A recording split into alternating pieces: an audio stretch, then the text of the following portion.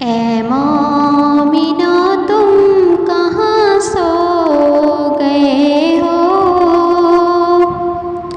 اے مومنو تم کہاں سو گئے ہو، خدا کا یہ قرآن اٹھا جا رہا ہے، آواز آ رہی ہے مدینے سے تم کو، آواز آ رہی ہے مدینے سے تم کو، ادھر ادھر کی کیوں ٹھوکریں کھا رہے ہو، محمد کے یاروں پہ تانا زنی ہے، برا روز کہنا یہ عادت بنی ہے، وہ شیشے میں خود اپنا منہ دیکھتے ہیں،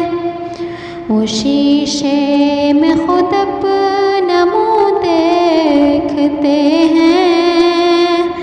برے کو برا منہ نظر آ رہا ہے، غریبوں پہ ظلم و ستم کرنے والوں، تم اپنے ظلم کا یوں قدم بھرنے والوں،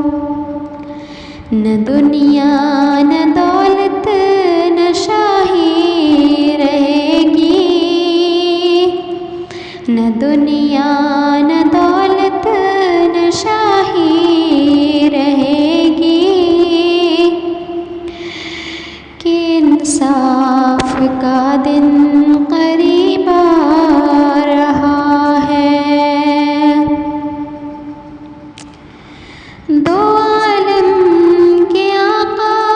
کی سنت سے نفرت، شریعت کے احکام کی ہے بغاوت، جو حق بات کہہ دے اسی سے عداوت، جو حق بات کہہ دے اسی سے عداوت، عجب دور حقیقت